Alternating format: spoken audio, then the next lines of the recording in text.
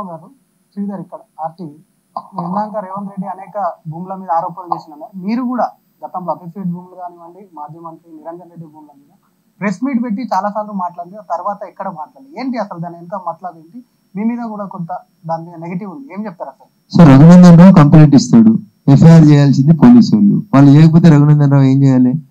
Raghunandan Rao 2020 November ఎన్నికలలో గెలిచిన తర్వాత వచ్చి డీజీపీ గారిని కలిసి నా ఫోన్లు పోలీసు వాళ్ళు విన్నారు, హరీష్ రావు గారు నా మీద దౌర్జన్యం చేసిరని రాతపూర్వకమైన ఫిర్యాదు ఇచ్చినాను. పట్టించుకోలేదు అప్పుడున్న డీజీపీ.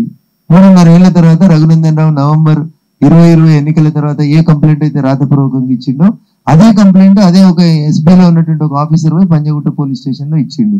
రఘునందన్ రావు అప్పుడు చెప్పింది ఇప్పుడు నిజమైంది. 3.5 ఏళ్ళు బట్టి వచ్చి రఘునందన్ రావు చెప్పింది నిజమని తేలడానికి.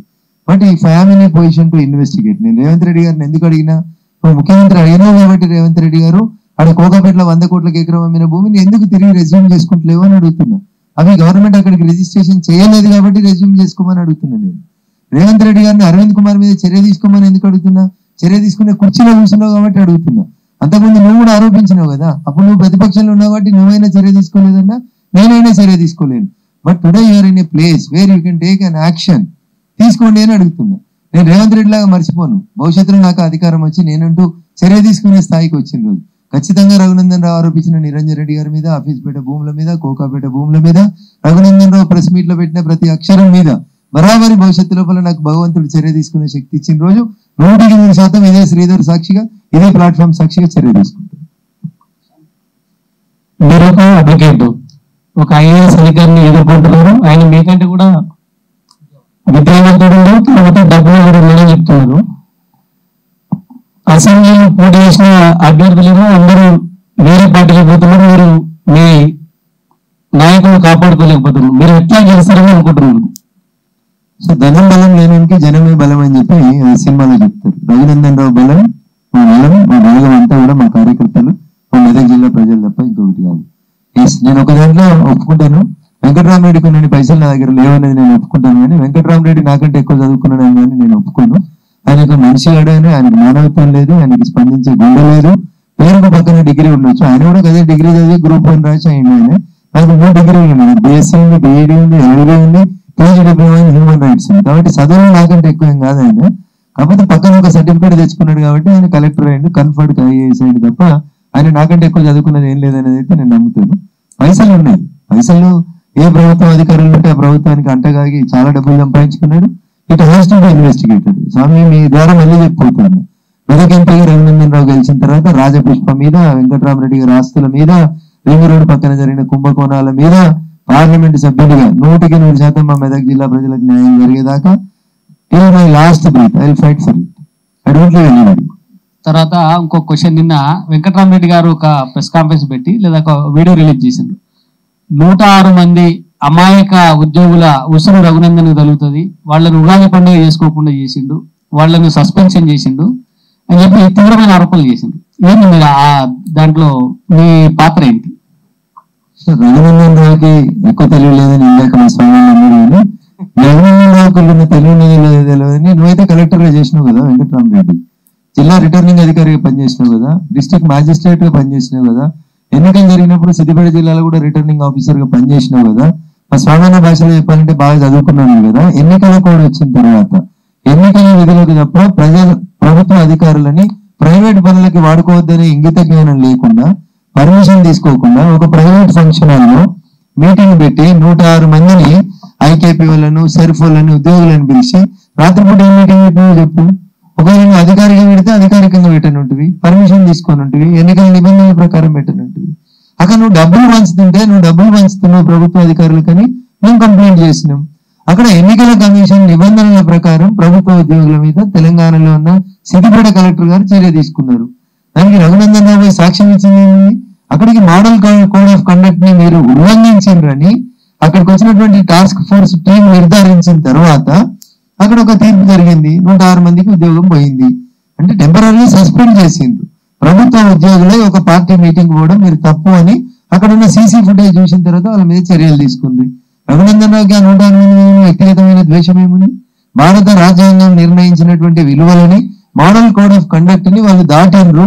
దాటడానికి వాళ్ళను ప్రేరేపించింది వెంకటరామరెడ్డి. కాబట్టి వెంకటరామరెడ్డి అనేటోడిని పోటీ చేసినందుకు డిస్క్వాలిఫై చేయమని నేను కదా దరఖాస్తు పెట్టింది ఎన్నికల సంఘానికి. నేను అడిగింది జెన్యూన్. సరే కోర్టు నిన్న స్టే ఇచ్చింది. నేను అదే జడ్జిని మళ్ళీ అడుగుతున్నా మీ ద్వారా. అడిగితే కంటెంప్ట్ ఆఫ్ కోర్ట్ అయితే ఎవరు భయపడకూరు అడుగుతున్నా. భారత ఎన్నికల సంఘం ఒకసారి ఎన్నికల నోటిఫికేషన్ రిలీజ్ చేసిన తర్వాత ఎన్నికల ప్రక్రియలకు సంబంధించిన ఏ కేసులో కూడా కోర్టులు జోక్యం చేసుకోవద్దని సుప్రీంకోర్టు డివిజన్ బెంచ్ ఇచ్చిన జడ్జిమెంట్ ఉంది. 106 మంది ప్రభుత్వ ఉద్యోగులు ఒక పార్టీ మీటింగ్ పోయినని సీసీటీవీలో కనబడుతుంది. దాన్ని మోడల్ కోడ్ ఆఫ్ కండక్ట్ ని వ్యతిరేకించినని కలెక్టర్ సస్పెండ్ చేసిండు. దాని మీద హైకోర్టు స్టే ఇవ్వాలి. ఏం మాట్లాడాలి నేను జడ్జిల మీద, కోర్టుల మీద ఏం మాట్లాడాలి? ఈ కంటెంప్ట్ ఆఫ్ కోర్ట్ అయితే నోటీస్ ఇస్తే మాట్లాడతాం, తప్పకుండా మాట్లాడతాం. కాబట్టి దాంట్లో రఘునందన్ రావు చట్ట పరిధిలో పనిచేయమని మాత్రమే దరఖాస్తు ఇచ్చిండు కలెక్టర్ కు తప్ప రఘునందన్ రావు వ్యక్తిగతంగా 106 మందిని తీసేయండి ఈ నిధి అదని చెప్పి రఘునందన్ రావు కంప్లైంట్ ఇవ్వలేదు. రఘునందన్ రావు ఫలానా ఫంక్షన్ లో మీటింగ్ పెట్టి పైసలు పంచుతున్నారు, పోయి పట్టుకోండి అని కంప్లైంట్ ఇచ్చినాం. ఒక బాధ్యత గల పౌరునిగా అది నా డ్యూటీ. వాళ్ళు విధులకు పోయినారా పోలేదా, అక్కడ మీటింగ్ ఉన్నారా లేరా సబ్సిక్వెంట్ గా తెలుస్తుంది. కొన్ని సమస్యల్ని కాలమే పరిష్కరిస్తుంది. Let us wait and see. మీరు సుమారు 2001 నుంచి తెలంగాణ మలిదశ ఉద్యమంలో మొదటి నుంచి మీరు ఉన్నారు. ఇప్పుడు మళ్ళీ కేసీఆర్ స్టేట్మెంట్ ఇచ్చారు మొన్నే, మళ్ళీ ఉద్యమం నాటి కేసీఆర్ చూస్తారు అని అంటున్నారు. ఉద్యమం నాటి కేసీఆర్ ఇప్పుడు మళ్ళీ ఆ రోజుల్ని మళ్ళీ తలపిస్తారా? మీరు ఉద్యమ కాలంలో ఆయనతో పనిచేసిన వ్యక్తిగా మీ అభిప్రాయం? సో చంద్రశేఖరరావు గారు చెప్పాను. కేసీఆర్ అంటే 3 అక్షరాల గురించి నేను 3 మాటలు చెప్పి ముగిస్తాను. కేసీఆర్ అంటే ఆర్భాటం చేస్తాడు, కేసీఆర్ అంటే ఆరంభిస్తాడు, కేసీఆర్ అంటే అంతం చేస్తాడు. ఆర్భాటం చేయి, ఆరంభించు, అంతం చేయి. ఆయననే ఆర్భాటంగా ఆరంభించిండు టిఆర్ఎస్ ని, ఆయననే దాన్ని ఆర్భాటంగా బీఆర్ఎస్ గా మార్చిండు.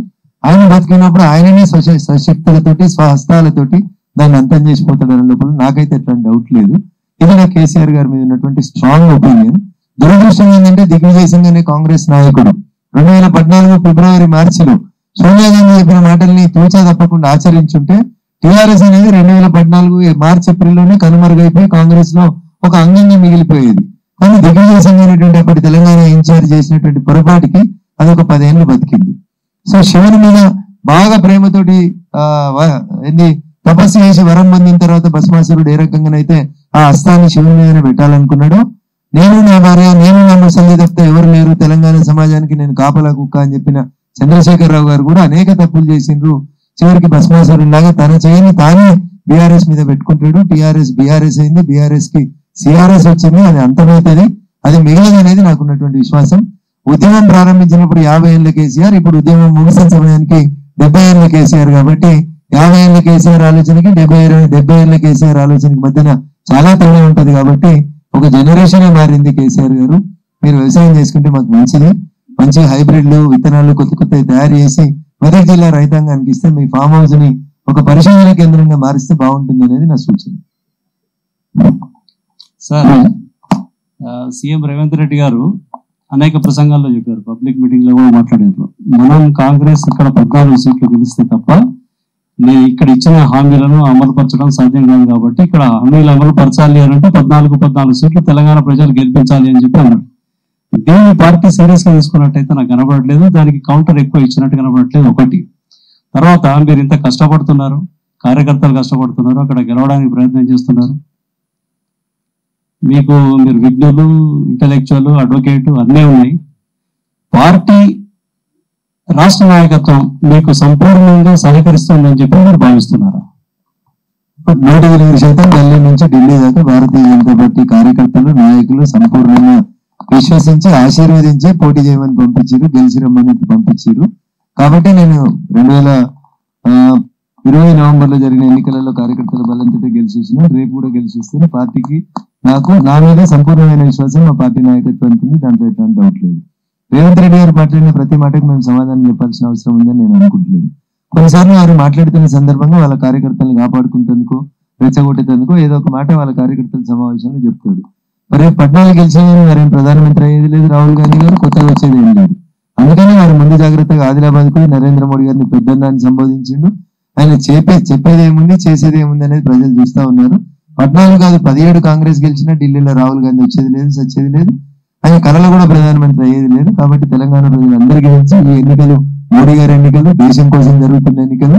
ఈ దేశం బాగుండాలంటే కమలం పువ్వు మీద ఓటేయాలి, నరేంద్ర మోడీ గారిని ఆశీర్వదించాలి అనేది ప్రజలకు ఉన్నటువంటి స్ట్రాంగ్ బిలీఫ్.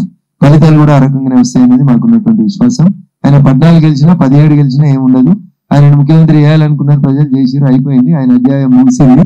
రేపటి అధ్యాయం మోడీ గారిది కాబట్టి ఎన్నికలన్నీ మోడీ గారి వైపు.